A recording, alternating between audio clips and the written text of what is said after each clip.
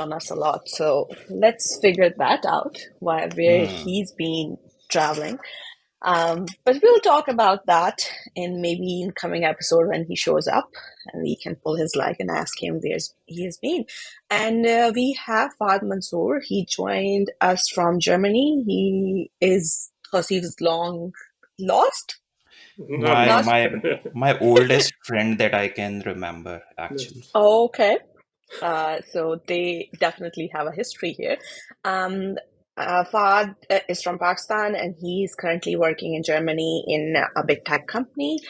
Um, and we are here to talk to him about what's up with Germany. They somehow managed to be in headlines for when it comes to even Israel and Palestine or anything out there, to be honest, like why they didn't let Elon Musk build his factories to their new elections. And um, we also want to know what you think about the new tech adoption and their development in Europe. Why do you think if it's been slower or not, or is it just an outside opinion?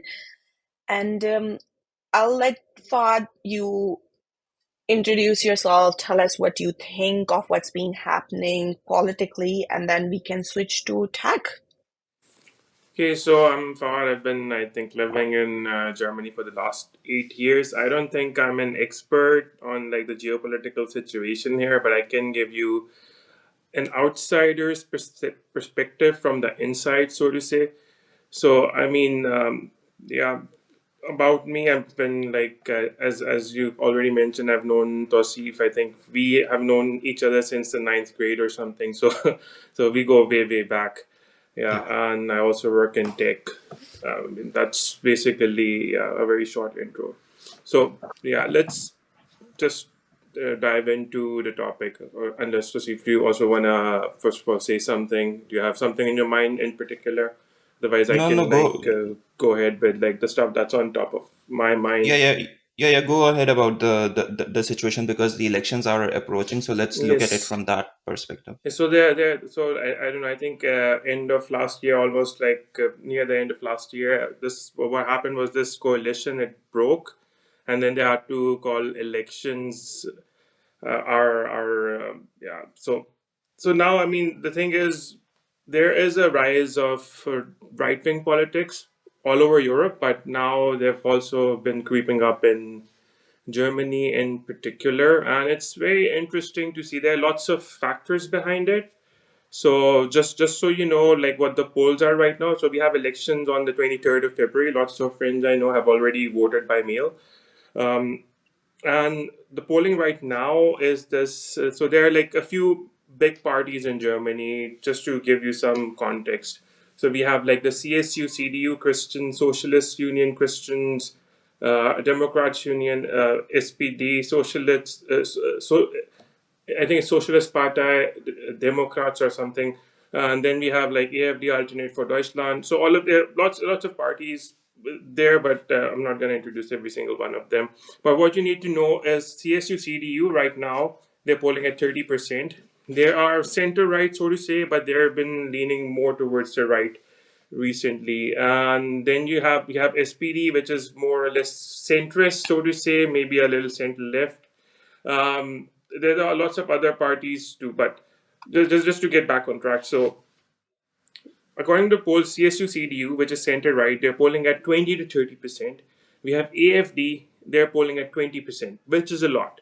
Which is a lot. I mean, I remember like 6, 7 years ago when I first really heard about AFD, where people were like, oh, they might actually poll 5%. Because the thing is, if you poll 5%, if you get like 5% of the votes, what happens here is that you get all of the funding for your party. You have like a representation in the parliament, in like the Bundestag.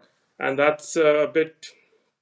That's a bit worrying that now they're at 20%. So if the polls are right, AFD might actually be the second largest party in Germany, and that leaves every other party in a very bad place, so to say. Other than the CSC CDUs, other than CSU-CDU, because CSU-CDU is, first of all, like, this is Merkel's party, so there are two parts of it. One of them is actually in the south of Germany, and the other is the north of Germany. I don't remember the exact specifics, but like, Angela Merkel was from this party, so like this party has been in power for the last 20-ish years, right? I think they were still in power in the last government, but they were not in the majority. That was probably the first time they didn't have a chancellor from CSU CDU, right? So yeah, so what is happening right now is, I think last week. Um, so the thing about this party, CSU CDU, is that what they do is they try to go with the spirit of the times. So whatever topic is popular, they try to, I don't know, do politics on the stuff that's popular. And right now, what is popular? We've got like immigration. Immigration is a super hot topic in Germany right now. Lots of, I mean, AFD is basically like their whole politics is on like on xenophobia and like all of this anti-immigration sentiment, right? And the public seems to be buying that. In the media, whenever you see a party on the TV, and like the media is asking something to them, they're always talking about immigration. So what are you going to do about immigration? And people are seem to, I don't know, buying that up. They're like, okay, maybe there are too many foreigners, maybe they took too many refugees in 2016, they're not well integrated, and now they're doing all of these crimes. Of course, all of these are statistics, and I personally think there is a problem with integration. Integration for Yes. for for those people coming from instability has to be like pitch perfect, otherwise they're gonna be a problem, Yes, right? yes, and I usually think what there's happens. also a language barrier as well, right? Because the English is relatively a language that most countries, even if you look at the war-torn countries, Mhm. they somehow study a little bit. But Um, German is not that uh, easier for people to learn. Like it's not a language that everybody is learning. So is that also plays a role other than, of course, I there is like mental health and physical health issues, and people come from war-torn countries. They might not be as willing because they didn't willingly have left. So I yes. kind of understand the integration issue. Yes, I mean, integration is a big problem. I mean, it's not the language. I have to say. I mean, if you're speaking English, that means you're already from like a background where, I don't know, you were more or less educated or somewhat educated, Hmm. right? Because in most of these countries where you have a lot of these people coming in from, their official language is not English. In Pakistan, we have English as our official language. That's not the case Yeah. for a lot of the countries in the Middle East, and like even in Asia, right, where Mm-hmm. you have like a lot of war. Mm-hmm. So yeah, so I mean, for the language itself, I think they do try. You get, I mean, you also get some courses that you can do, like people who are actually coming from these war-torn countries, they get in and they get to learn German. But yeah, it's a very complicated, I don't know, it's a very complicated thing at the end of the day. So there were a few incidents. I think there was this Magdeburg incident that happened, I think, a few months ago, about this guy. He basically drove his car, Yeah. like he ended up killing a bunch of people, right? And that actually shook the people a lot, like the German people a lot. So that's why But this wasn't has. there a lot of like misreporting around it? Yes, Like there he was a lot was of termed. misreporting, but the thing is, at the end of the day, like the first wave of reporting is what people remember. If they're gonna say, Yes. this Yeah. person was like, I don't know, yeah, this was from this country, and he was like, I don't know, like a hardcore fanatic Muslim. or Yeah. something, is like an Islamic, I don't know. Yeah. Yeah, yeah, it's like, Yeah. So I so, mean, so the like sentiment was that's what already sticks, made. and like then you can clarify as much as you want to later. People will still remember the first thing, but like, no, no, no, but that person. But like, and the story about this thing that happened in Magdeburg is, it's very sad that this person did it, but like the misreporting on it is insane. Like, because he was an ex-Muslim, he was from Saudi Arabia, he came here 20 years ago. He was Yeah. like working in some place where they were also doing like some psychological. I don't know. I think it was not. I think he was a psychologist or something related to that. I don't know the exact details about that. But yeah, and I think a few weeks ago, I think early January, I don't remember like, all the days. There was also like a knife incident or something. I don't know all Okay. of the details, but that also was, if I might be mistaken, but it also had to do with someone who had like a migration background and his migration was denied or something, or some it was something along the lines of that. I mean, of course, when you hear all of these things, you get concerned. You're like, okay, I see so many foreigners here. Why are we letting in so many people from like other outside countries, which are actually causing yeah, physical harm to our society, right? I can understand why people think that, but at the end of the day, it's a very difficult situation. But yeah, Right. I So don't know. going back to the numbers that you pointed out. So us sitting outside and looking at it, uh, तो maybe 20% कोई इतना ज्यादा नहीं. So why is 20% for AFD is so significant? Because the second largest polling number. So does that mean so let's say if polls are correct and like 3 weeks from now, क्या ऐसी situation होगी कि whoever forms the government will have to pair up with them? Not really, not really, not necessarily. But then Okay. what it means that parties, multiple parties, will have to join up together. And what happened last week in the parliament was, I think, was on the 31st or the 20th of January, something in the last week of January. So there was this law about immigration that was against the European law that was not going to hold at all or something. I don't know, like I don't remember the exact specifics of the law, but it was something was something about immigration, something Mm-hmm. about like something that was that AFD was like very happy with, and they were like voting for. Then the CSU CDU party, they actually voted with the AFD just to, in my personal opinion, to just to show please the everyone else voters. that we're not afraid to work on them or like work Right. with them on these issues of immigration. So we And are that was open a to the bit scary. idea. And like a lot of I have I know a lot of people from Germany. Like I work with people from Germany. I have lots of friends, and when I talk about this with them, they're like, okay, this was a very bad move from the CSU CDU side, because they're like, okay, if you don't compromise, because the feeling it gave was that if you don't compromise uh, with us, then we might actually also work with them. So that's it's a funny situation. That's yeah. Yeah, so Right. the law, sorry to interrupt, Tosif. The Mm-hmm. law I think Fahd mentioned is called Motion for Strict Migration Rules, and it's a non-binding motion backed by the far right AFD party, and the idea is the rejection of all undocumented immigrants and detention of those who must leave. Okay. So, So that is for the as existing migrants as well, or the incoming ones. no, it's for the existing as well, the ones Wow. who has to Right. leave. Yeah. So, I have a bit of a question from you, Fahd, here. Is what we have seen from the news coming in is the main party, the CDU, which has a high chance of winning the elections, is being saying that they cannot work with a party which wants to leave NATO and European Union. Um, do you think this uh, passing of this bill kind of negates that statement? And it might, because you just said that they kind of have a reputation of going with the wind.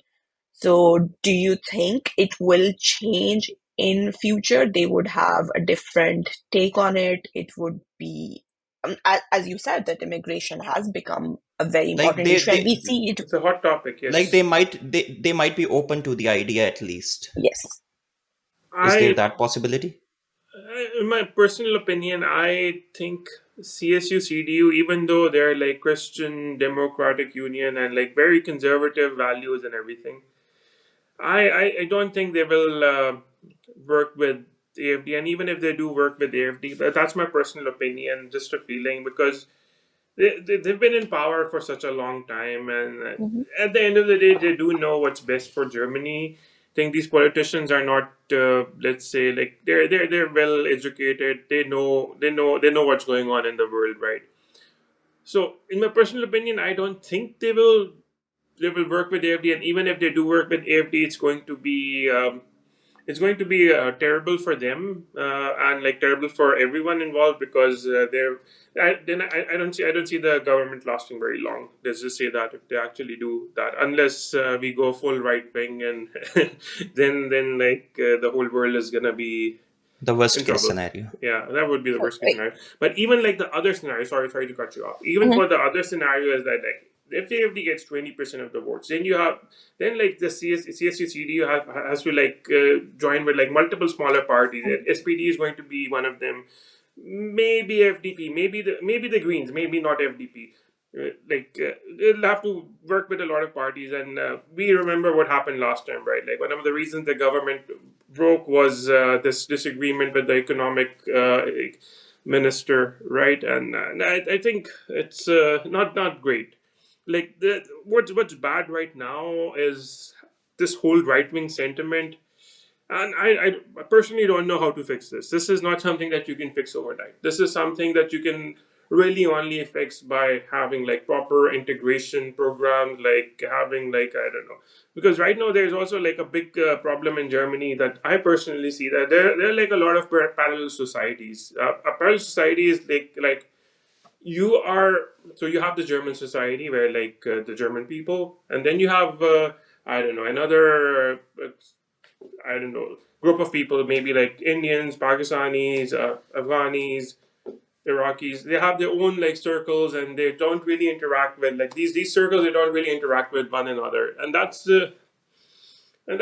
something that can lead to like all of these feelings of I don't know, these feelings of like not knowing the other person, like especially like right now there are like a lot of German people here, and if a German person who has never traveled in his life, has never I don't know, only watches the TV about like all of these scary immigrants, of course they're gonna be like, okay, why are we letting more immigrants in?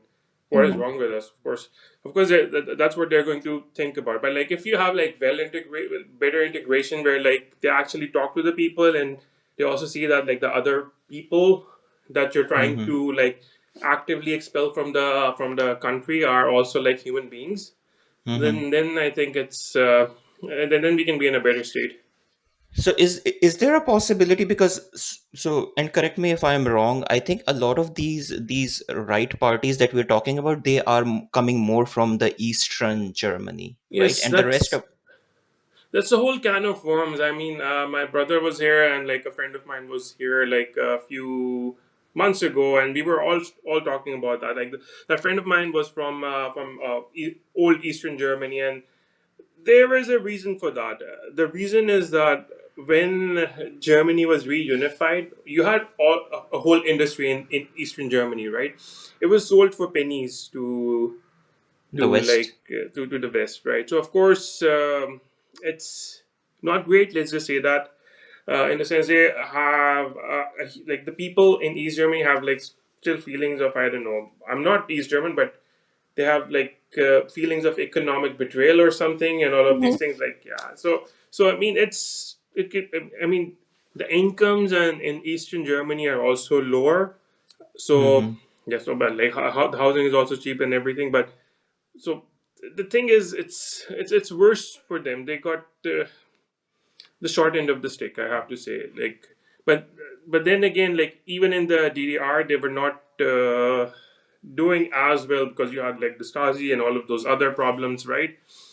But I feel like I mean, if you're someone who was living there, living like a relatively like okay life, and then you see that all of this, yeah, yeah, all of like the things, all of the resources, all of the wealth is like in the Accumulating. West Germany, Mhm. and like even the wealth that you had, like the industries that you had was like were like sold to like Western West Germany, like I don't Okay. know, economists and capitalists and whatnot. So I can see, So there is I a can. historic animosity as well.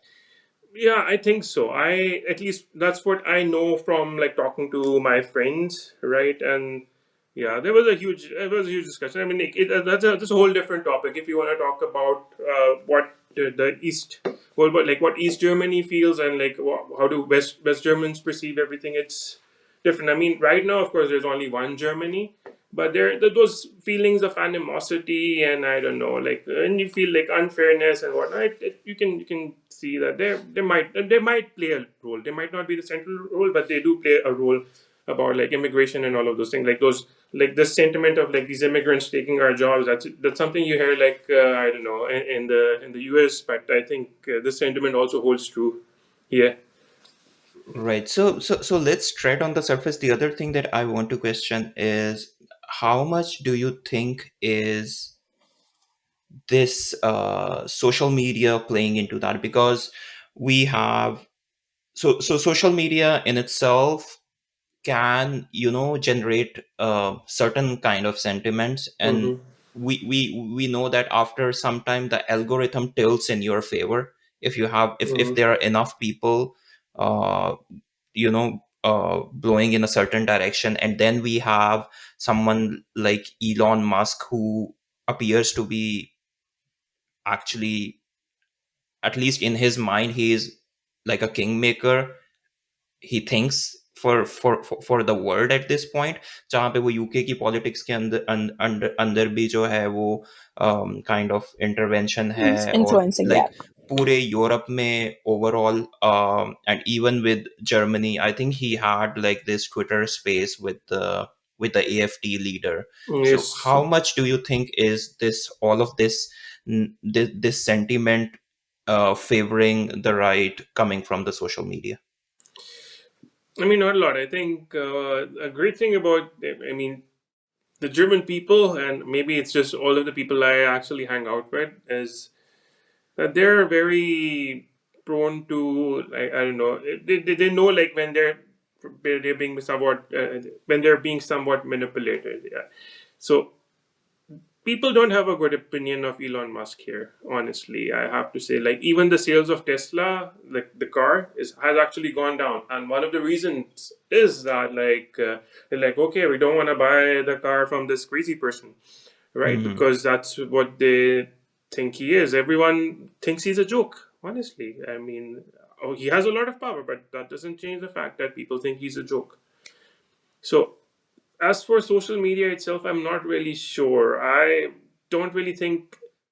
Actually, no, I should not make a statement. I don't know. I don't know. I don't know. I don't know if it plays a huge role. I don't know what level of social media penetration happens in like smaller villages, but in larger cities, I'm not. I don't think so. It's not like Romania. I don't know. I don't know if you guys did an episode on what happened in Mm. Romania, because that was very interesting, where you had this completely unknown person who basically became like a contender for the president, and all he did was like he had like a very good social media campaign. Some people say it was backed by Russia, but no one knows, right? So but I don't see that happening here, right? I mean, you do see a lot of posters outside of the parties right now. You have lots of parties who are trying to get your votes, but yeah, I personally don't have any. I'm not well informed on that, and I don't. In my personal opinion, it doesn't. But I'm not well informed on that. So, thank you, Fahad. So, I need to ask you something. So, I was in Europe during summers, Hmm. and I went to I went to a bunch of countries, all almost together, like Netherlands, Germany, France, and Belgium. Um, I love Cologne. It's beautiful. But one interesting thing that I have observed in like very limited time that I spent through traveling through it is that there's a huge anti-Palestine sentiment. Like people don't talk about in like it. I don't know if it's an anti-Palestine statement. I think I'm coming a sentiment. If it's coming from social media, I would say that, but people don't talk about it. as compared to everybody else. Like in Belgium, I've seen a lot of protest. In Netherlands, I think it was Sunday, so there was like one of the biggest rallies. To be honest, like despite of being living in Toronto, I think one of the biggest rallies I've ever seen, a protest rally I've seen, was in Amsterdam. Um, there was a lot of sentiment in Paris, especially because the place I was living was immigrant area, so I could get to see a lot of posters and stuff. Um, I understand that France doesn't have the greatest track record when it comes to Muslims either, but um, how do you see that? And I want to just mention here in an anecdote is I have this friend who's German. I met him a couple of years ago during a conference, and I posted a demographical map of Palestine, which basically showed that over 2,000 years, the different demographic of the population which lived there. And it didn't say Free Palestine, it didn't say anything. It was just a demographical map. And he messaged me saying it's anti Semitic. And I asked him why. And his reply to me was, there are people in Germany who still hate Jews, and there are attacks being done on them. And like 2 days ago, there was an attack on the temple. And I asked him, and I was like, how's it related to what I posted? And he's like, it happens because there's a sentiment that Jews are wrong. And I was like, I never said they're wrong. I never said anything here. How that sentiment is, and I have seen that sentiment coming, especially on social media, and the people like the German population that I'm not talking about the immigrants, but the German population I've interacted with in different forums or different platforms internationally on conferences. There's this sentiment that I think that's also one of the trait that I shared with Thosi when I wanted your opinion on it. That there is some part of it is it guilt driven to support Israel, or is there something else out there? It's a complicated question, and I am going to answer it in two parts. First of all, I think I can deal with the Palestinian part. I would just say it's, Hamas is a terrorist organization by law. So I mean, you it's I mean what and also what they're doing is it's better not to talk about this because it's against the law to actually Of talk about. So course. I would not comment too much about that. We can talk about uh, we can talk about like the suffering of the people. Of course, like we need to provide them humanitarian aid. There needs to be a solution and everything, but it's best not to talk about these things because it's against the law at the end of the day. Like even in like in exams that you have to do, like for if you want to get, I don't know, I mean, if you want to do like a citizenship test, at least what I've heard, you also have to like they have like a list of organizations. I mean, it, it's anti-Semitic up to an extent. Like, I mean, of course, if you do really hear some of the stuff that comes out of it, some of it is anti-Semitic, but yeah, the organization itself is a terrorist organization according to the law. So that's why people don't talk about that because you can get in trouble if you're talking Okay. to yeah. So it's best not to.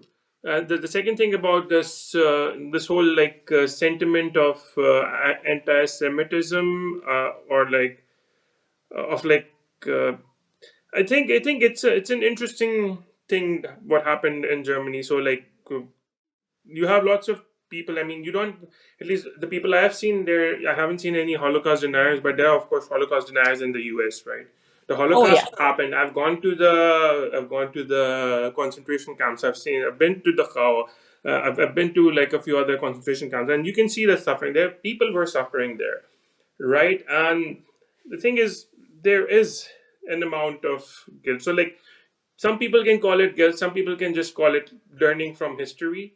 So they just don't Hmm. want to repeat the history. They just don't want like the sentiment to develop again of like this anti-Jewish anti-Jewish sentiment. So I think that's yeah. So like in general, the German people are also not very national hyper nationalistic. They're not hyper nationalistic.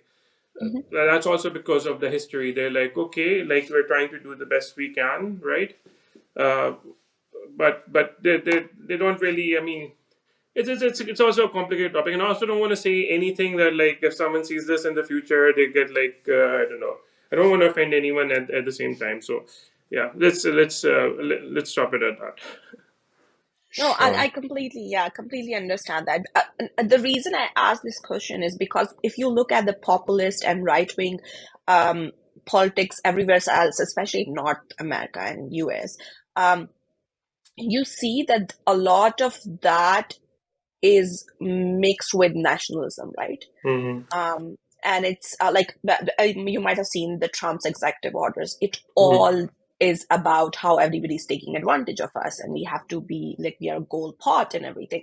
So I really wanted to understand because that's also my impression of Germans that they are not nationalists, and it does come from the point that they have such traumatic history. And of course, when you have such traumatic history, you always be careful because it's not even century old exactly, Mm-hmm. so you have to be very careful when you are trading things. You are already healing from all those traumas. You don't want your new generation to adopt those things. So I really wanted to understand that where that right wing is being um, coming from. Like what's that thing coming from if it's not being driven from the nationalism?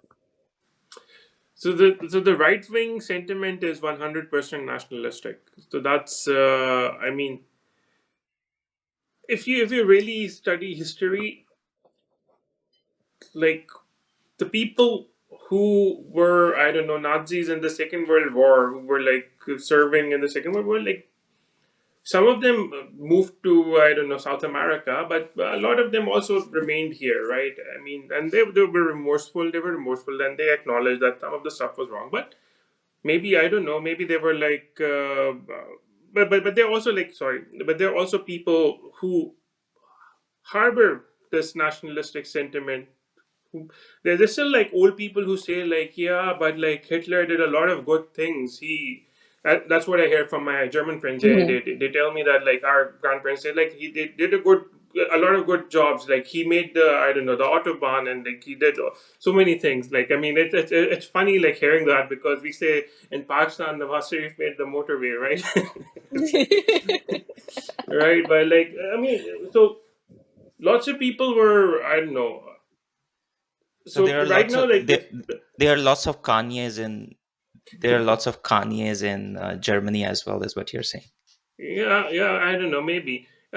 So like this AFD thing is 100%, not 100%, mostly nationalistic. That's why they want to get rid of the, I don't know, I don't know, you might even have plans to get out of the EU because Yeah, they want to that's what. protect their borders or something. So it has 100% to do with like nationalism. About like, I mean, it's some of the stuff that you hear, you don't even believe. I'm not someone who's like super hyper into politics. If you want to really talk about politics, you can talk to my brother. Uh, but like from what I hear, like some of the stuff that you actually hear, it's insane. Like these things that these rallies and the stuff that AFD says at its rallies, it's insane. Hmm. Like so, yeah. So it is Right. nationalistic. Just to come back to the point, it is, I think, nationalistic. So Mm. there are lots of people who are. So they're basically. I mean, if they get into power, I'll probably get in trouble for saying this, but I do think that there are lots of neo Nazis in the AFD party. I have to say that. Yes. Hmm. Okay. Yeah, that's understandable. Well, Let's Elon pivot Musk to want to make Nazi cool again. So there's that. Uh, I think, perfect pivot for us from politics to tech, just like Elon. So, Mm-hmm. do you have questions, Tausif? yeah, so I have been where so I've been maybe reading too much into the AI since for the last 2 years,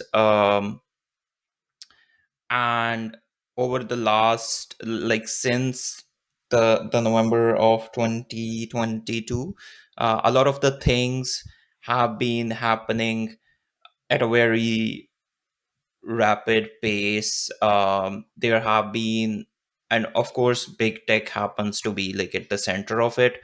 um, and we have been seeing releases happening like every other month coming from someone, and projections from people swing on a spectrum as wild as where there is one side saying that it will end the world and the other side saying that it will like change the world like never before. So yeah, I wanted to get Fahad's sense of like how do you look at it, and where do you think we are headed? I mean, that's a very, I don't know, wide question, so to Yeah. say. What is AI? What is happening? I think the progress has been great, but from what I've learned, or what I actually know, these are still like these statistical machines which predict the next most probable word. I mean, I think I read an article which said like the LLMs are like a shitty JPEG of the internet, right? Which is true. Which is true because at the end of the day, it's like just so. My opinion, I think there are lots of things that AI will automate. Right, it's getting better and better. I hear success stories every single day. Some other like just in like I read stuff on the internet. People like, oh, I made this up in like 2 hours. I would have had to pay some guy like I don't know for like a week to do that. And I mean, it's good in the sense that it makes the economy and like the world in itself more productive, so to say. But is AI coming for our jobs anytime soon? I'll give it 10 more years. I'll give it 10 more years. 10 more years. So you do not agree with the like Mark Zuckerberg, like he was of the opinion that like in, and it was more like like a time frame of like 2 3 years. He Yeah. said that we probably do not need all of those like middle tier engineers. Will be able to uh get away without like get a lot of the stuff done without having that big a labor force. So it's not like entire replacement, but there are certain examples that we're already seeing now. I mean, AI, like these AI auto completion tools and everything, they do make you more productive, right? But they take care of the low level stuff right now, like this boilerplate that I have to write for my test or something. They take care of that. But coming up with something, I mean, I've used it a lot. I've used internal tools in my company, and they work nicely. But are they going to completely change everything? I mean, there's this concept of this having AI agents and doing everything with agents. That might be interesting using reinforcement learning and all of those LLMs to do something. But the thing is, I still believe this AI still does not cannot come with original thoughts, so to say. Like, so if you give it a problem that no one has solved before, or like that is not in its data set that it was trained on, then I don't think it will be able to do a very good job, right? I Hmm. mean, so but coming back to Mark Zuckerberg's statement of AI replacing these middle-level engineers, I mean, maybe if like these mid-level engineers were all they were doing was something that was like I don't know, very mundane, then yeah, maybe you can replace some of them, maybe not all of them, right? Hmm. But that's not what all middle level engineers do, right? There are like a lot of stuff that you have to do. That comes like this thought that I don't know, this idea that from Mark comes, I guess, from the ignorance that like only senior engineers do. I don't know, like original thinking, right? So that's I guess I don't think that's true. Interesting. Very interesting. Hmm. That reminds me of the Fahad that I would speak to in 2010. Still skeptical about AI. Yeah, yeah. I mean, I'm still like a huge supporter of like this general purpose AI. I think I thought this like general artificial intelligence I was on the general artificial intelligence train before anyone else was. I do think we will have that, but not with the current models that we have, right? I'm Mm-hmm. not. But although I do think, although I don't think we'll have another AI winter, I think we will have better models. But it's just still the thing, like how, like the how is still not there. I'm more excited about like quantum computing and nuclear fission than I Mm-hmm. am about AI right now, honestly. Because yeah, AI is making us more productive. Is it taking away our jobs? No, Oh, so not in the near term. not in the near term. Yes, as I said, give it 10 more years. I mean, quantum computing is way more exciting. I think nuclear fusion is way more exciting. They're, I believe there are goals that are more realistic for now. The things that you're finding promising are actually the ones that have been asking for 10 more years every single time. Yes, yes, Quantum Yeah. but computing and nuclear fusion, like every time you ask them, they're asked for like we're just 10 years away, and it has been like forever story. yes, but I think there For will be past 40 more. years, they have been 10 Yes. years away. Yeah, but I think there will be more like drastic changes as compared to what this AI thing is doing. So like that will be a more fundamental change of, I don't know, everything. Would be like when the microprocessor was invented, when like computers became like the mainstream thing. It will be more akin to that. What Mm-hmm. AI is gonna do is, I don't know, like these LLMs. I'm not even sure. Like they're nice for engineering tasks, some art, like some art stuff. They're gonna make some jobs a bit less well paid. Let's just say that. But are they Mm-hmm. gonna completely replace them? Probably not. I mean, they will Mm-hmm. make us more productive, but would it be more? Would it be on the scale of, I don't know, like phones or computers coming into everyone's hands? No, I don't think so. Okay. Think it's like it's not a huge thing. Like Mm-hmm. right now, the LLMs that we have, I mean, they're revolutionary, but they're Mm-hmm. not something that can they're not something that will change the face of the society altogether. I think. Mm-hmm. Okay, so Mariam, if you want to ask anything, or should we move to the European situation with tech? I think I do have one question is I mean I understand the escapism when it comes to LLM and Gen AI. Do have very similar opinion. I don't think they're coming for everyone's job, but they're coming for somebody's jobs. Yes. There are some manual jobs that I think it's a good thing if they have been replaced. People, humans should be doing more critical thinking, and um, they should be doing some things that useful with their time than sitting there and annotating data. Been there, done that. It's painful. Mhm. Um, but why do you think because my take on it is, and I'm going to just express my take on it is, I feel like at some point we will hit a wall, and these LLM models are going to be start training on the data that they have been generating, and it's going to become more and more into hallucination and go get into the garbage state of it. And I'm still not a huge fan of the creative part of it. Like I don't like the AI Mhm. art. I don't think um, I want to watch movies that are built with the stories are built with AI because, like, we remember there is like if you have read George Orwell book, Mhm. there's a specific segment where it's like there's a machine that's converting art, like the garbage of it, so people would stop thinking. That's the idea, is to stop doing the Mhm. creativity. And I don't want to bring into conspiracy into it, but there's an element of, oh, like if you look at Netflix content, a lot of this content is being driven by AI, and you can see how bad the content has gone. So, what is your reason to think that these LLM and Gen AI models are not gonna shift the paradigm or will not change the world as we know it?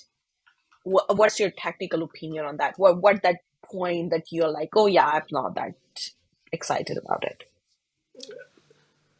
So, as I said, these are statistical models at the end of the day, right?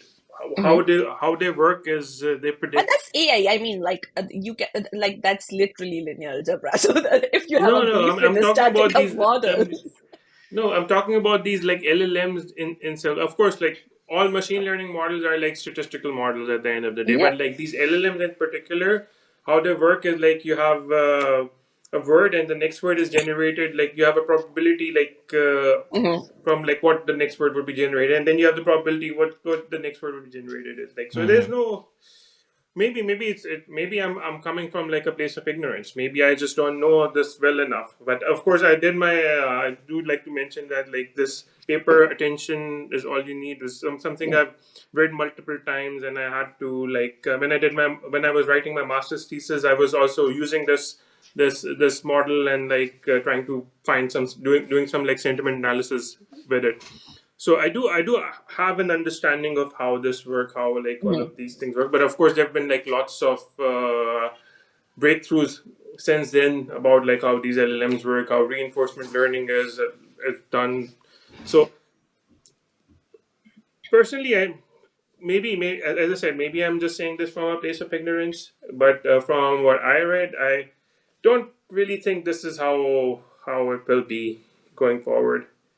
Think Hmm. this is not revolutionary. Not revolutionary. Not it's revolutionary in the sense, in one sense, right? But it's not something that's going to change the face of society as we know it, right? There are more exciting things, as I said. Like I don't think I also don't think this will be the way to go to like this general artificial intelligence. We will have to come up with something more. I don't know. I don't know what it might be, but like human innovation surprises me every single time. So probably there'll be like a genius person who will be, or like a group of genius people will be like, oh, let's do this, and then they do this, and like then you see that, yeah, yeah, it changes everything. But you never know. Anyway, so Yeah, so this so let's pivot to the kind of the connected topic. I was listening to this. There was this conversation where there were a bunch of American VCs, and then there were some people from academia in Europe, and like there was this conversation going about tech, and I think he was the academia people were probably from UK, and they were like detailing how AI was basically like all developed, and like the start of API is the start of AI, it all happened within UK and all that. And at the end of the day, at the end of it, one of the American VC said, well, uh, pity you're not gonna see any of that money. So that has been the story, that innovation happens elsewhere, and then it is taken, adopted, and nurtured in a much better way. We see it happening in the US. And for the last couple of years, there has been like repeatedly these conversations that Europe has been lagging around, and of course a bit this is a little bit of an exaggeration, but like images like these are shown where there is a rocket landing, and those chopsticks or whatever you call it for the space, they're picking up the rocket, and then on the European side they say that they are still regulating whether we should use paper straws or not, or how the bottle openers should be like, and those kind of things.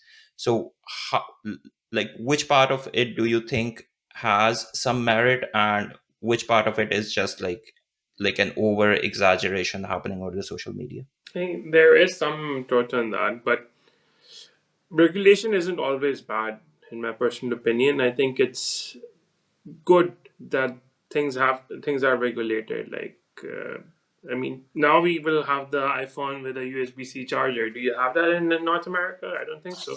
Yeah, but how big Wow. is that? How big is that? Well, Let's see. Right. I mean, I think it's good that these things are regulated. It's good that Europe has all of these data privacy laws. I think GDPR at the end of the day is a good thing. Although sometimes there is too much of a regulation. I think German bureaucracy, I mean, is a lot like outside of the European sense. Like it's everything is a very bureaucratic process.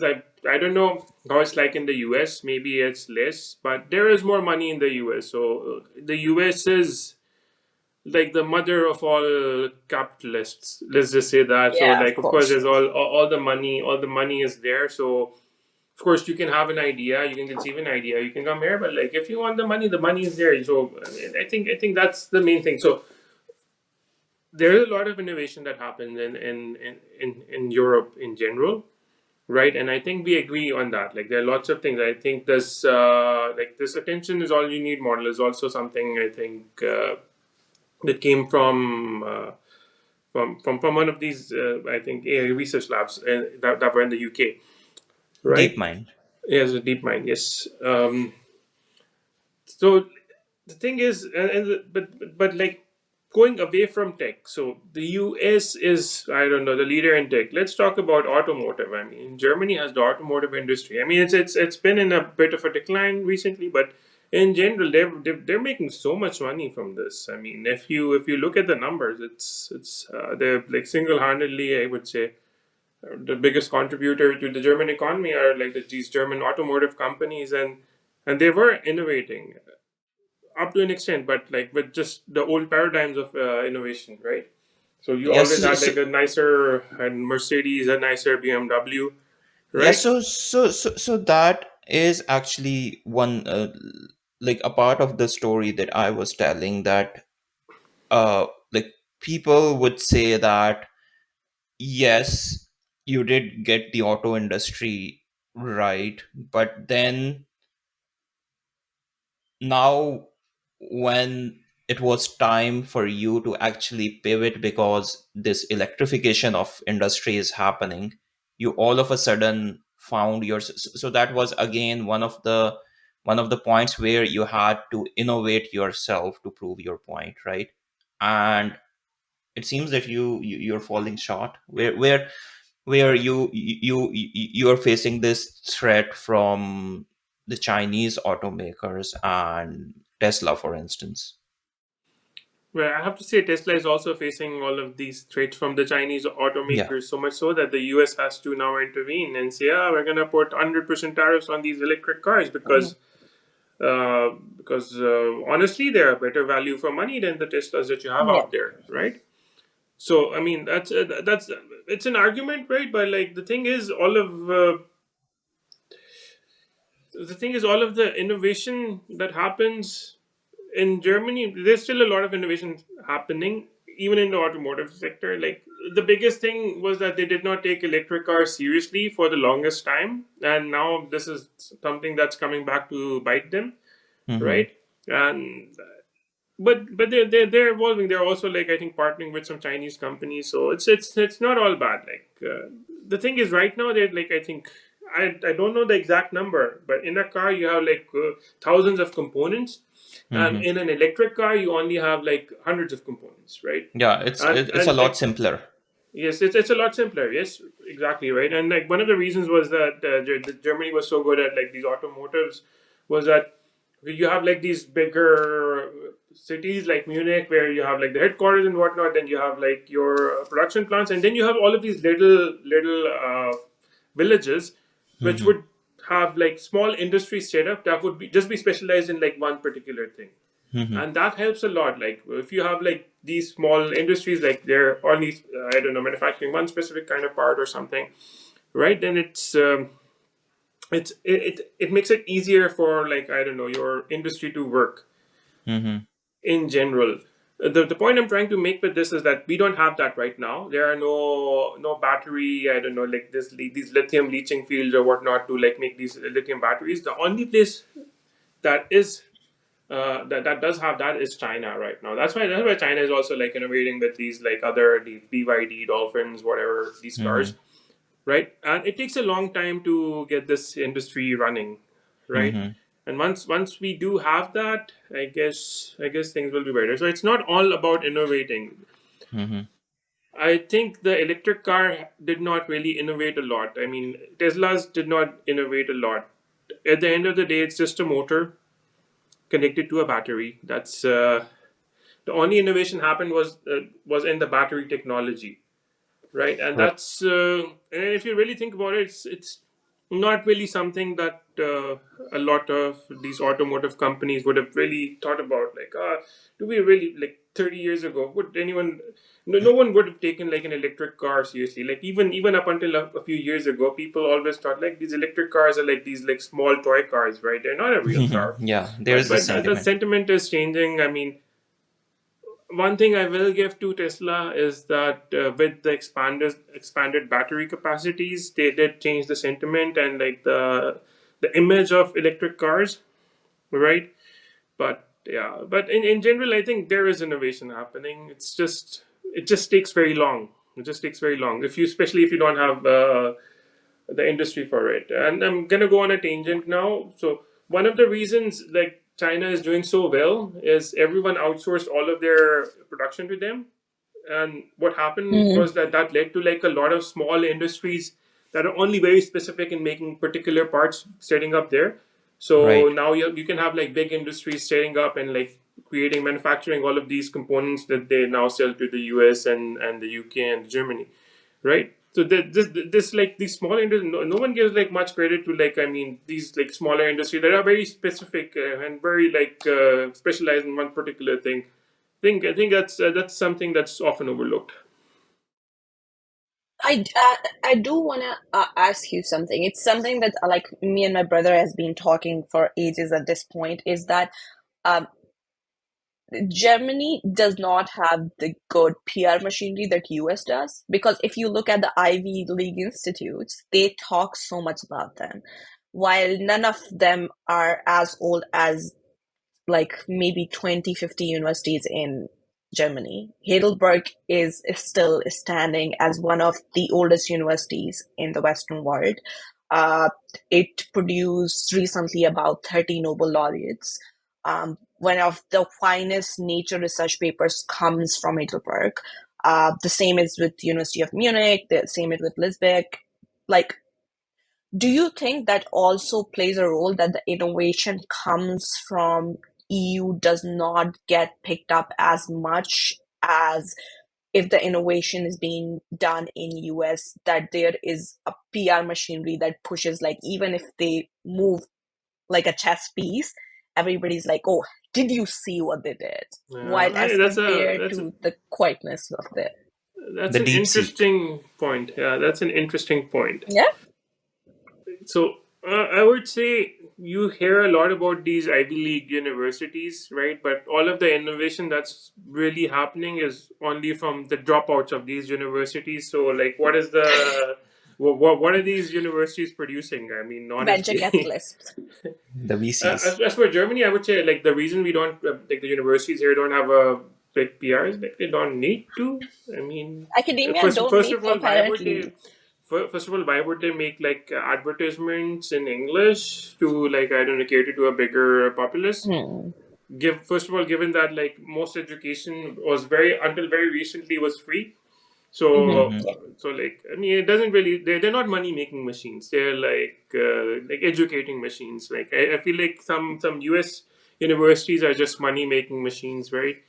I mean Yeah, it's you're fine. reminding me of a Sheldon here. Like he went and he did his PhD from Heidelberg, and he would look down on every Ivy League university in Big Bang Theory. He's like, these Ivy League. Yeah, I mean, it's funny, but like, yeah. Also, like the reason I think why we think that these Ivy League universities are so amazing is because I think we consume a lot of U.S. centric Pop media, culture.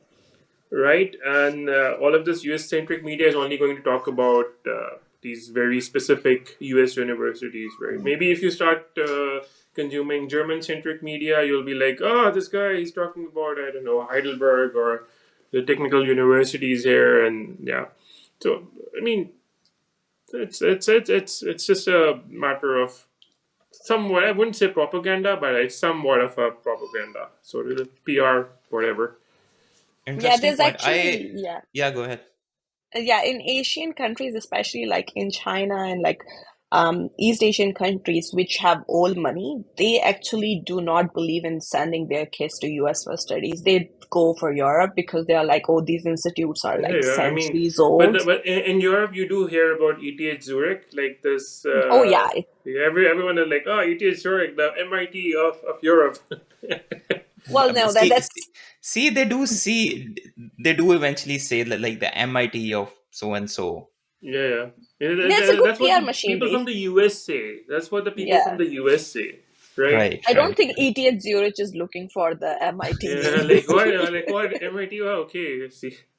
Nah, and I think like also the reason that ETH Zurich is so, I don't know, well known is, first of all, like the quality of their education is nice, and but secondly, it's, Switzerland is very very rich, so to say. Like Yes, people make a lot of money, and like even to study there, you need a lot of money. So of course, if maybe like some very rich person sent their kid to ETH Zurich, they were like, ah, this maybe I should try doing something about like making this university more well known. I don't Hmm. know.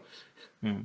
That's I like just like one part the of it. I liked your point of I didn't look at it from that perspective. For example, like, there is, like, ASML will be talked about a lot, but there are a lot of, like, sporadic small companies. Like, ASML in their machine somewhere uses, like, a very perfectly made glass that is provided by, I think that is the actual story, that there is some company out of Austria that manufactures that this perfect glass that needs to go into those ASML machines that eventually will churn out Yeah, the but to advanced see, chips.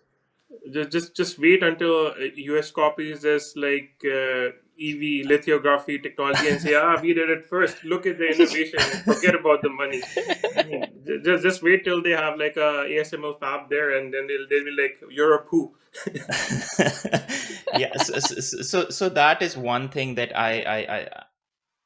I don't think anyone will ever be able to replicate what ASML has. It's just like a beast of a complicated machine that. It's a matter of time. I mean, this like I mean you can reverse ultraviolet engineer a lot. lithium.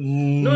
All Mm, of this is public knowledge. I mean, ultraviolet lithography. It's just about manufacturing. It's like Mm. creating like a nuclear power reactor, right? You know everything how to do it, but how do you do it? How do you source the parts? Right. I think China will be able to do this like EUV, like ultra light lithography, whatever. Like if like the whole process of it is like super super interesting how it works, how like you have like a laser which like etches yeah. stuff in like pictures, like it's very interesting Yeah, about how it works, temperature and then you have reaching like like these, yeah, hundreds of thousands of degrees. It's a mm, very complex machine. Like, when you look at it, you're just in awe. yeah, Uh, and probably it was someone's PhD thesis, just saying. I don't know, maybe. yeah, yeah, interesting. You still haven't lost your link from the academia. Are you looking for a PhD or something now? Nah, I'm not gonna do that. I don't think that's a good idea. Yes. I should have talked to him 6 years ago then. No. I mean, as soon as I finished my masters, I was like, no, no PhD. PhD is a bad idea. I mean, when I was a student, I was working at like this chip making company, right? And I had this guy sitting next to me. His name was, I think, Ulrich, and he did a PhD. And he said, Fahad, don't do a PhD. You are at like the whim of your advisor. Don't do it. I was like, okay, point noted. So you Yeah. had good people around you is the takeaway. Okay, let's call it a wrap, and we will close this, and we will have our next episode next week, and we'll try to have Ali back, and Fahad will continue to be our guest here and there, and we'll continue to basically further this partnership. Thanks, Fahad. Cool. Thanks, Thank you so Mariam. much, Fahad. Yeah. Thank you.